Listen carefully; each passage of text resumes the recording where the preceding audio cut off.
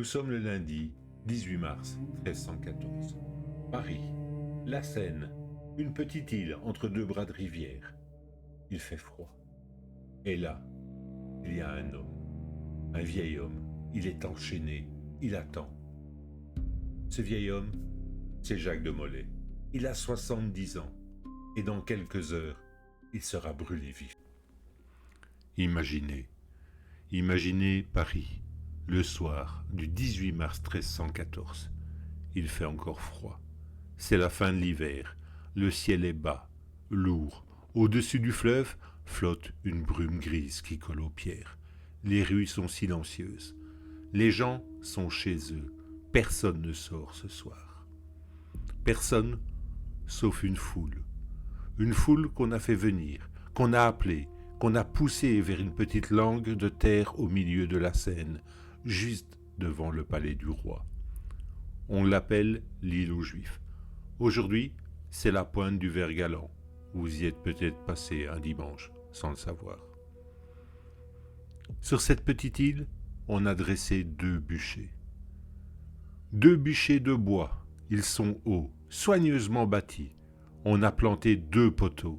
On a empilé les fagots avec méthode. C'est un vrai travail de bourreau.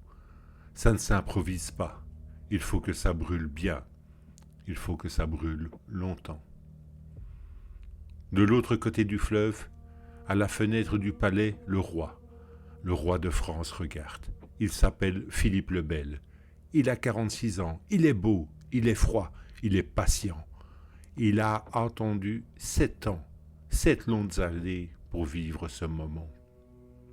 Et de l'autre côté du fleuve, dans la cellule où on est venu le chercher, il y a un vieil homme, un homme de 70 ans, qui a passé 6 ans, 6 longues années dans le noir et dans le froid, qui ne marche presque plus, qui ne voit presque plus rien, mais qui, dans quelques minutes, va dire quelque chose.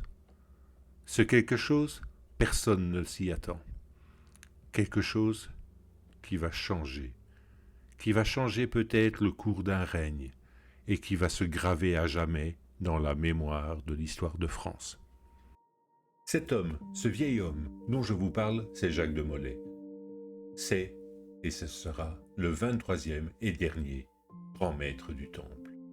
Ce nom, vous l'avez déjà entendu, les Templiers. Ce sont les chevaliers, cape blanche, croix rouge, les moines soldats, les gardiens des pèlerins, les banquiers des rois. On en a fait des centaines de romans, d'histoires, de légendes, de films. Ils sont presque devenus mythologiques. Mais derrière ce mythe, il y a des hommes. Et derrière chaque homme, il y a une vie, une vraie vie, avec des matins de doute, des matins de fatigue, avec peut-être des histoires d'amour, mais surtout, beaucoup de prières. Alors ce soir, j'aimerais que nous nous penchions sur cette vie-là, mais pas sur le mythe des Templiers, pas sur les théories du complot, les sociétés secrètes ou les fameux trésors cachés. Non, je voudrais vous parler de cet homme qui a connu le sable de la Palestine, qui a vu Acre brûler, qui a pleuré le soir où on l'a ordonné grand maître, et qui sur le bûcher n'a rien renié du tout. Alors permettez-moi de vous le conter un peu comme si vous l'aviez connu. Il faut imaginer d'abord un hameau perdu, quelques maisons de pierre grise, des toits de tuiles plates, des chemins de terre, des collines couvertes d'hêtres et de chênes. C'est la Franche-Comté, c'est la Haute-Saône d'aujourd'hui, c'est le pays des forêts profondes et des étangs noirs. C'est froid l'hiver, lourd l'été, et personne ne s'y arrête. Cet hameau, il s'appelle Molay. Et c'est là, vers 1245, peut-être 1250, on n'est pas tout à fait sûr, qu'un enfant naît, un enfant qu'on appellera Jacques. De ce Jacques-là, on ne sait presque rien. Les actes des baptêmes se sont perdus. Les chroniques ne mentionnent pas son enfance, mais on sait quand même certaines choses. On sait qu'il appartient à une famille de petite noblesse, sans grande fortune. On sait qu'il avait probablement un frère, et peut-être même une sœur. On sait que la villa, dans ces collines, devait ressembler à toutes les vies des petits seigneurs ruraux du XIIIe siècle. On se levait avec les premières lueurs, on priait. Parce qu'on priait beaucoup. À cette époque, on priait énormément. On allait à cheval, on chassait, on s'occupait des terres, on rendait visite aux paysans. On rentrait pour le repas du soir et on priait encore. On dormait. C'était lent, c'était simple, c'était presque immuable. Imaginez ce petit garçon dans ces collines. Imaginez-le courir entre les hêtres. Imaginez-le regarder son père partir à cheval, en armure, et rêver d'en faire autant. Imaginez-le le soir, dans la grande salle froide, écouter des histoires des hommes revenus de loin. Car des histoires, à l'époque, il y en avait et il y en avait beaucoup. Et tous parlaient d'un même endroit, d'un mot magique qui faisait briller les yeux des seigneurs et trembler les paysans. D'un nom qui résonnait comme une prière ou comme un songe. Jérusalem. La Terre Sainte qui appelle. Il faut comprendre une chose. Au XIIIe siècle, la Terre Sainte n'est pas une abstraction. Ce n'est pas une carte, c'est une obsession. Ça fait 200 ans que des hommes y partent, des chevaliers, des paysans, des prêtres, des fous, des saints, des criminels en quête de pardon. Et on y va pour combattre les Sarrasins. On y va pour voir le tombeau du Christ. On y va parce qu'on a juré, parce qu'on a péché, parce qu'on n'a plus rien à perdre. Et on y va surtout parce qu'il y a là-bas un ordre qui fait rêver tous les jeunes hommes du royaume. Un ordre dont les membres sont à la fois moines et soldats, qui ont fait vœu de pauvreté, mais qui sont les plus riches, qui ont fait vœu de chasteté, mais qui terrorisent les armées musulmanes, qui portent une cape blanche comme les anges et une croix rouge comme le sang. Vers 1265, à 20 ans peut-être, Jacques de Molay décide. Il décide de tout quitter. Il décide d'entrer dans le temple. La cérémonie a sans doute lieu à Beaume, en Bourgogne, dans une commanderie templière. C'est presque toujours la nuit. On vous fait venir dans une chapelle. On vous fait jurer obéissance, pauvreté, chasteté. On vous remet la cape blanche. On vous serre dans les bras en silence. Et à partir de cette nuit-là, vous n'êtes plus seulement Jacques de Molay, vous êtes un frère, vous êtes un soldat du Christ, et votre vie ne vous appartient plus tout à fait. Vous savez ce qui me perturbe le plus dans cette histoire, ou dans l'histoire en règle générale, c'est ce qu'on ignore. Pour Jacques de Molay, ce qu'on ne sait pas, c'est s'il a aimé une femme avant de partir, si sa mère était encore vivante, s'il a pleuré en quittant la maison familiale, et si sa mère l'a vu en cape blanche. Par contre, ce que l'on sait, c'est le jeune homme, il a quitté sa maison un jour de Franche-Comté pour se retrouver sur un bateau en direction de la Terre Sainte. Et c'est là que tout commence. Pendant 25 ans, Jacques de Molay sert le temple en Orient. 25 ans, c'est long. 25 ans, c'est une vie d'homme. Pendant ces 25 ans, on perd sa trace. Et c'est normal. Il est un frère parmi tant d'autres. Il combat, il prie, il monte en grade lentement, il devient maître de quelques commanderies, il sert. On sait qu'il est en Palestine, en Syrie, à Chypre. On sait qu'il devient ce que l'on appelle un commandeur. On sait qu'il est respecté. Mais autour de lui, le monde change. Et il change vite. Quand Jacques de Molay est arrivé en Orient vers 1270, le royaume latin de Jérusalem existait encore. Il était fragile, mutilé, mais il existait. On y parlait français, on y construisait des cathédrales, on y faisait du commerce, on y avait des enfants. 20 ans plus tard, ce royaume n'est plus qu'un mouchoir de poche, une bande de côtes, quelques villes fortifiées accrochées à la Méditerranée comme des coquillages à un rocher. Et la principale, la plus puissante, la dernière vraie ville chrétienne de Terre Sainte, c'est Acre. Acre, ville de 50 000 habitants, ville de marchands italiens, de chevaliers normands, de pèlerins allemands, de juifs, de musulmans, de grecs, ville de tours, de remparts, de ports, ville où l'on vit, où on l'aime, où l'on commerce, où l'on espère.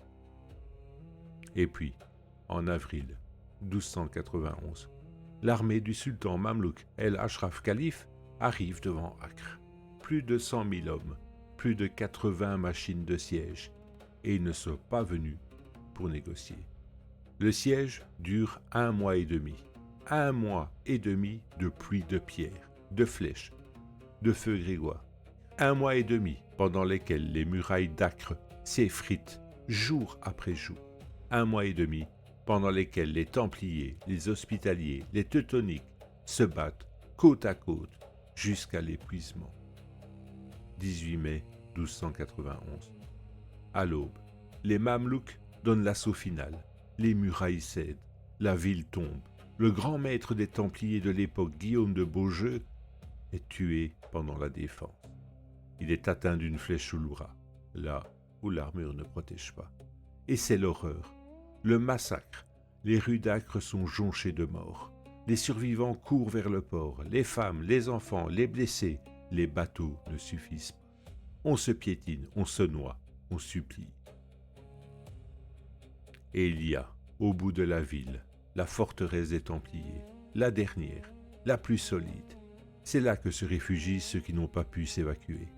C'est là que se barricadent les derniers chevaliers. Et ils tiendront 10 jours. 10 jours encore, vous imaginez, 10 jours, sous les pierres, 10 jours, sous les flèches, sous les sapes, 10 jours pendant lesquels on creuse sous les murs et on les fait s'effondrer un à un. Et le 28 mai 1291, la forteresse du Temple s'écroule. Les Templiers qui restent sont tués. La ville d'Acre n'existe plus. Jacques de Molay, lui, n'est pas mort. Il fait partie de ceux qui ont pu s'échapper. Comment ? On ne sait pas exactement. Sur une galère sans doute, vers Chypre, probablement. On l'imagine sur le pont du bateau, regardant Acre fumer derrière lui, regardant disparaître ce pourquoi il a vécu pendant 25 ans. On dit seulement qu'il portait sur lui l'odeur des cadavres. On dit qu'il pleurait. On dit qu'il a juré ce jour-là de revenir un jour à Jérusalem, et il a juré jusqu'à sa mort. Après Acre, les Templiers se replient à Chypre. C'est désormais leur seul territoire. C'est de là qu'on rêve de la reconquête, mais ce ne sont plus que des rêves.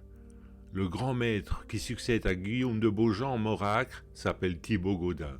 C'est lui qui a porté le trésor en bateau depuis la forteresse du Temple jusqu'à Chypre. C'est lui qu'on a élu à la hâte dans un chaos de la défaite. Mais Thibaut Gaudin est un homme épuisé, il a vu trop de morts, il ne se remet pas de la chute d'Acre. Il meurt en 1292, après seulement 1 an de fonction, et il faut, encore une fois, élire un nouveau grand maître. Au printemps 1292, à Chypre, dans le silence d'une chapelle, les Templiers de haut rang se réunissent. C'est ce qu'on appelle un chapitre. 13 hommes. 13 hommes, comme les apôtres avec le Christ. 7 chevaliers, 2 frères chapelains, 2 frères servants, 1 frère sergent et le grand visiteur d'outre-mer. Ils prient, ils discutent, ils délibèrent pendant des heures, et au bout de ces heures, ils choisissent un homme. Et cet homme qu'ils ont choisi, c'est Jacques de Molay. Pourquoi lui ? Pourquoi lui ? On a longtemps essayé de comprendre. Il n'est pas le plus brillant. Il n'est pas non plus le plus politique. Il n'est pas le plus jeune. Il a sans doute entre 45 et 50 ans. Il est de famille modeste. Il n'a pas de réseau à la cour de France. Il est rude et peut-être un peu rustre. Mais il y a une chose que les autres n'ont pas. Il a survécu à Acre. Il a vu de ses yeux ce que c'est qu'une catastrophe. Il a la rage du soldat qui a perdu et qui veut reprendre. Il est sans doute l'homme du moment. Et il accepte, comme on accepte une croix. parce qu'on n'a pas le choix. Et c'est là que je voudrais m'arrêter, là, sur ce moment précis, le soir de son élection.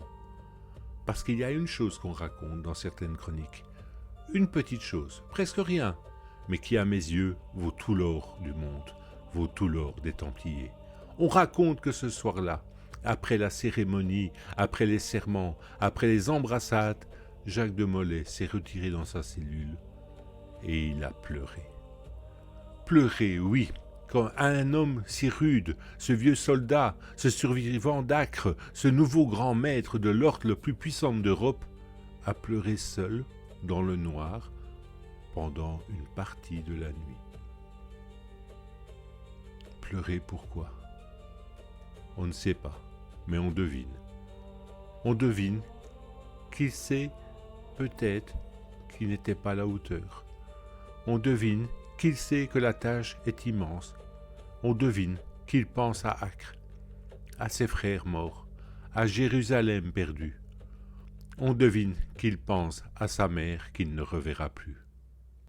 Et on devine surtout qu'il pressent quelque chose qui plane, qui rôde, qui n'a pas encore de nom, quelque chose qui ressemble à la fin. Vous savez, quand je lis cette histoire, ce détail de larmes, je me dis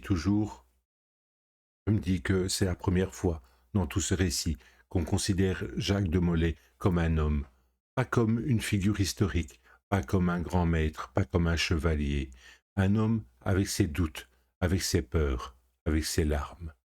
Et cet homme-là, pour ce récit qui va suivre, il faut que vous le gardiez en mémoire, parce que ce qui va arriver, pour lui, va être terrible. On lui offre un logement somptueux à l'enclos du Temple, le quartier général des Templiers à Paris. Tout va bien, tout va trop bien. Philippe le Bel, parce que pendant ce temps-là, à l'ombre du roi, un homme prépare quelque chose, un homme qui s'appelle Guillaume de Nogaret, le garde des sceaux, l'âme noire du règne, l'homme qui sait. Et le roi, lui, Philippe le Bel, est aux abois, le royaume est ruiné, les caisses sont vides, il a besoin d'argent, beaucoup d'argent. Or, il y a sous ses fenêtres une organisation qui possède peut-être les plus grandes richesses d'Europe, une organisation qui ne paye pas d'impôts et qui ne dépend que du pape et qui a sa propre armée, ses propres tribunaux, ses propres lois. Et Philippe le Bel, lentement, méthodiquement, prépare un coup d'une audace inouïe, un coup que personne dans l'Europe entière n'imagine possible. Il va arrêter tous les Templiers du royaume en une seule nuit, sans prévenir personne, pas même le pape. Le 12 octobre 1307, des messagers royaux quittent Paris. Ils portent des lettres scellées, et sur ces lettres, il est écrit qu'il ne faut les ouvrir qu'à l'aube du 13 octobre et pas avant, sous peine de mort. À l'aube du 13 octobre 1307, un vendredi, partout dans le royaume de France, les sénéchaux et les baillis ouvrent leurs lettres. Ils lisent, ils blêmissent et ils exécutent. Au même instant, dans des centaines de commanderies, des soldats du roi entrent, ils défoncent les portes, ils arrêtent les Templiers en prière, en train de manger, en train de dormir, ils les ligotent, ils les emmènent, ils les saisissent. Ils saisissent leurs biens aussi. Et dans l'enclos du Temple à Paris, dans la grande tour qui domine la ville, on vient chercher Jacques de Molay. Il a peut-être 62 ans. Il dort peut-être, ou il prie. Et on lui annonce qu'il est arrêté, lui, le grand maître, lui, le moine soldat, lui qui a juré obéissance et pauvreté pour le Christ, on l'arrête comme un simple voleur. Le chef d'accusation. Les chefs d'accusation sont monstrueux. Hérésie, reniement du Christ, crachat sur la croix, idolâtrie, sodomie, adoration d'une tête de chèvre qu'on appelle Baphomet. Tout est faux, tout est fabriqué, tout est orchestré par Nogaret pour donner au roi un prétexte. Mais sur la torture, des hommes parlent, des hommes pleurent, des hommes avouent ce qu'on veut leur faire avouer. Jacques de Molay lui-même, après quelques jours sous une torture qu'on imagine atroce, signe des aveux. Il avoue avoir renié le Christ, il avoue avoir craché sur la croix, il avoue tout. Il a 62 ans, il est seul, il a peur, il signe. Et puis un jour, devant les cardinaux, il se rétracte. Il dit que tout cela est faux, qu'on le a fait parler sous la torture, qu'il n'a rien fait de tout ça. Et il se rétractera encore, et il avouera de nouveau, et il se rétractera, et ça durera pendant 6 ans. Cet homme va vivre pendant 6 ans dans cette balance terrible, entre la peur et la conscience, entre la torture et la vérité. Pendant 6 ans, Jacques de Molay reste en prison. 6 ans. 6 ans dans des cellules humides, sombres, glaciales l'hiver, étouffantes l'été. 6 ans de solitude, 6 ans à attendre, 6 ans à se demander peut-être ce que Dieu fait et pourquoi il ne dit rien. Pour lui, vous savez, c'est pire que pour les autres prisonniers, parce qu'il a juré obéissance au Christ, parce que toute sa vie, il a cru que le Christ le protégerait. Et là, il y a ce silence assourdissant, ce silence qui doit ressembler, quand on a 66 ans, à une trahison. Pendant ces 6 années, partout en Europe, les Templiers sont jugés, certains sont libérés, beaucoup sont condamnés. Et le 12 mai 1310, à Paris, dans un champ près de l'abbaye de Saint-Antoine, on dresse 54 bûchers, 54 en une seule journée, 54 Templiers qu'on brûle vifs, parce qu'ils ont eu le courage de revenir sur leurs aveux, parce qu'ils ont voulu dire la vérité, parce qu'ils ont préféré mourir plutôt que de mentir. Tous proclament leur innocence dans les flammes. Jacques de Molay l'apprend-il? On ne sait pas. Peut-être qu'on lui dit, par cruauté, peut-être qu'il l'entend par bribes, par des bavardages, peut-être qu'un confesseur le lui chuchote. Mais s'il l'apprend, alors il sait que la fin est proche, il sait qu'il sera, lui aussi, dans le feu. Et pendant ce temps, le pape Clément V essaye de sauver l'ordre. Il ouvre un grand concile à Vienne. En 1311, il espère le débat équilibré, un examen sérieux, mais le roi de France pèse de tout son poids. Le roi de France menace, fait pression, harcèle. Et le 22 mars 1312, le pape capitule. Il signe la bulle Vox in excelso. L'ordre du Temple est dissous, effacé, aboli. 2 siècles d'histoire, 2 siècles de prières et de combats, 2 siècles d'hommes et de femmes qui se sont donnés à cet idéal, tout cela disparaît d'un trait de plume.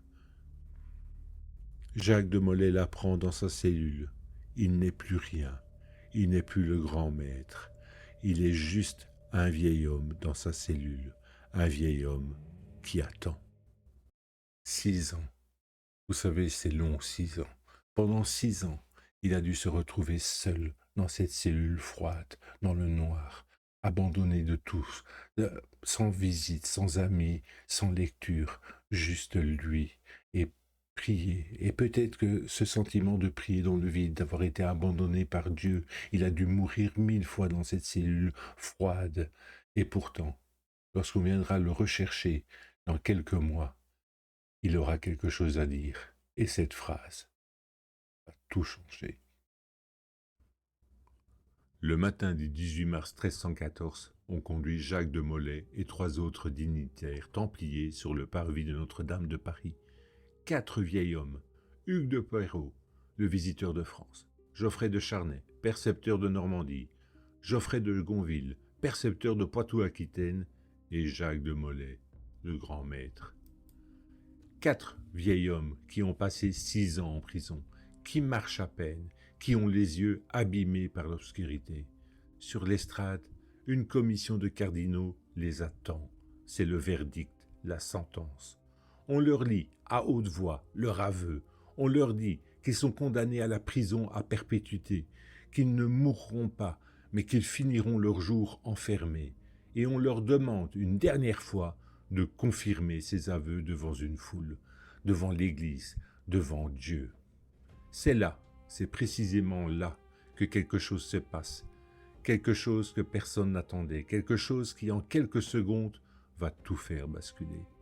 Hugues de Perrault baisse la tête, il confirme, il accepte la prison, il sera enterré vivant dans une cellule jusqu'à sa mort. Geoffrey de Gonville fait la même chose, il accepte, il se tait, mais Jacques de Molay, lui, lève la tête. Il regarde les cardinaux, il regarde la foule, il regarde Notre-Dame qui se dresse derrière lui. Et il parle, il dit à haute voix que tout ce qu'il a avoué est faux. Il dit que l'ordre du temple est innocent, il dit que les règles du temple sont saintes, il dit qu'il a parlé par peur, par faiblesse, sous la torture, mais que tout est mensonge. Geoffrey de Charnay, à côté de lui, l'imite. Lui aussi, il se rétracte. Lui aussi dit que le temple est innocent. Et l'extrade explose. Les cardinaux sont effarés. Les sergents royaux saisissent les deux hommes. On les ramène en cellule. Dans la confusion, le verdict est suspendu. Mais le roi, lui, dans son palais, apprend la nouvelle dans la matinée. Et le roi, lui, il ne supporte pas les humiliations publiques. Le roi décide, en quelques heures, sans consulter personne, sans attendre l'Église, le roi décide qu'ils brûleront le soir même. Pendant la dernière journée, Jacques de Molay et Geoffrey de Charnay restent en prison. Ils savent qu'ils vont mourir. Ils n'ont plus que quelques heures. On dit que Jacques de Molay a refusé un confesseur de l'évêque de Paris, qu'il a demandé à se confesser à un simple prêtre, à un prêtre quelconque, comme lui. On ne sait pas si on lui a accordé. On ne sait pas non plus ce qu'il a pensé pendant ces dernières heures. On ne sait pas s'il a pleuré, s'il a prié, ou s'il s'est tu, simplement en attendant que les bourreaux viennent le chercher. Mais on peut imaginer ce vieil homme dans la cellule. Qui sait que ce sera bientôt fini? Qui sait que dans quelques heures, il n'y aura plus rien? Plus de cellules, plus de temple, plus de France, plus que Dieu peut-être, et juste le feu, et puis le silence. Il fait nuit, ou presque. Les torches éclairent la scène. La foule s'est rassemblée le long des berges. Des centaines, peut-être des milliers de personnes. Elles se taisent, elles regardent. On amène les deux hommes, pieds nus, chemises blanches, mains liées. Ils marchent doucement. Ils n'ont plus la force de marcher vite. Les bourreaux les attachent au poteau. On entasse encore quelques fagots autour de leurs jambes. Il paraît, on raconte, que Jacques de Molay a demandé à être tourné face à Notre-Dame, qu'on aperçoit dans le lointain, de l'autre côté du fleuve. On accepte, on le tourne, et il parle. Il dit que Dieu sait que tout ça n'est que mensonge. Il dit que ceux qui les ont fait condamner subiront eux aussi un jugement. Il dit qu'il meurt en frère du temple et qu'il n'a rien à se reprocher. Et puis, il se tait. Le bourreau approche la torche.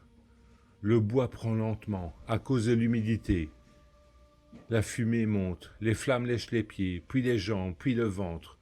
Le bourreau a pris soin de placer quelques fagots verts qui font plus de fumée que de flammes, pour que ça dure longtemps. Et cela dure longtemps, plusieurs minutes, plusieurs longues minutes, pendant lesquelles le vieil homme, attaché à son poteau, étouffe lentement. Les chroniqueurs disent qu'il n'a pas crié, qu'il n'a pas supplié, qu'il est resté droit, le regard tourné vers Notre-Dame, jusqu'à ce qu'il ne soit plus qu'une silhouette noire dans le rougeoiement. Au matin du 19 mars 1314, sur l'île aux Juifs, il ne reste plus rien que des cendres et un peu de fumée qui monte encore vers le ciel pâle de Paris. On raconte une chose après ce 18 mars, une chose qui est devenue légende, mais qui plonge ses racines dans des chroniques contemporaines. On raconte que dans les flammes, ou juste avant, Jacques de Molay aurait prononcé une malédiction. Il aurait appelé en jugement devant le tribunal de Dieu les 3 hommes qui l'avaient fait mourir, le pape, Clément V, le roi Philippe le Bel et Guillaume de Nogaret, le garde des Sceaux. Il aurait dit que tous 3 le rejoindraient dans l'année qui vient. Et c'est là que l'histoire devient étrange. Parce que Guillaume de Nogaret, le garde des Sceaux, il est déjà mort, en réalité depuis plus d'1 an. Mais les deux autres, eux, sont bien vivants, et tous deux vont mourir dans l'année. Le pape Clément V meurt le 20 avril 1314, 1 mois et 2 jours après le bûcher. D'une longue maladie, dit-on. Le roi Philippe le Bel meurt le 29 novembre 1314, 8 mois après, à 46 ans, en pleine santé, à la chasse. Il fait une chute de cheval. Il dépérit en quelques semaines, sans qu'aucun médecin ne sache pourquoi. Coïncidence ? Bien sûr, c'est possible. Les hommes du XIVe siècle mouraient vite, et pour beaucoup de raisons. Mais à l'époque, on n'a pas vu une coïncidence. On a vu une vengeance d'outre-tombe. Et puis, dans les 12 années qui suivent, les 3 fils de Philippe le Bel meurent les uns après les autres, sans laisser aucun héritier mâle. La dynastie capétienne directe s'éteint. C'est ce qu'on appellera plus tard les rois maudits. C'est romanesque, sans doute, mais inoubliable. Vous voyez, c'est ça aussi la marque d'un homme. Quand on parle encore de lui 700 ans plus tard, parce qu'il a su, dans l'instant ultime, dire quelque chose qui résonne encore. Que reste-t-il aujourd'hui de Jacques de Molay ? Il reste à Paris, sur la pointe ouest de l'île de la Cité, dans le square du Vert-Galant, une petite plaque, une toute petite plaque que la plupart des gens ne voient jamais. Elle dit à cet endroit, le 18 mars 1314, Jacques de Molay, dernier grand maître de l'ordre du Temple, a été brûlé vif. C'est tout ce qui reste, c'est tout ce qui reste gravé dans le marbre de cet homme. Il reste aussi bien sûr le mythe. Les Templiers fascinent, on leur prête des trésors cachés, des secrets ésotériques, des survivances secrètes. Ils peuplent les romans, les jeux vidéo, les théories. Ils sont devenus des personnages de fiction. Mais ce mythe, vous savez, c'est une façon de ne pas regarder l'homme. C'est une façon de remplacer la vraie histoire, qui est terrible, qui est bouleversante, par une histoire plus simple, plus rassurante, plus distrayante. La vraie histoire, c'est celle d'un homme né dans un hameau perdu de Franche-Comté, qui a tout quitté à 20 ans, qui a passé 25 ans en Orient, qui a vu tomber Acre, qui a pleuré le soir où on l'a fait grand maître, qui a passé 6 ans dans une cellule, et qui, à 70 ans, dans les flammes, a eu le courage de dire la vérité. Ce qui reste de Jacques de Molay, à mes yeux, c'est ce courage-là, c'est ce sursaut, c'est ce moment sur le parvis de Notre-Dame où ce vieil homme a levé la tête. Vous savez, je crois que c'est pour ça, que c'est pour ces moments-là qu'on fait de l'histoire. Pour retrouver, sous les couches du temps, ces gestes simples qui rachètent une vie entière, pour retrouver les hommes. Donc voilà, maintenant vous savez qui était Jacques de Molay. Donc, je vous remercie de m'avoir écouté. J'espère que cet épisode vous a plu. N'hésitez pas à partager, à liker, à faire connaître les murmures de l'histoire. Et je vous retrouve très prochainement pour un nouvel épisode. Merci.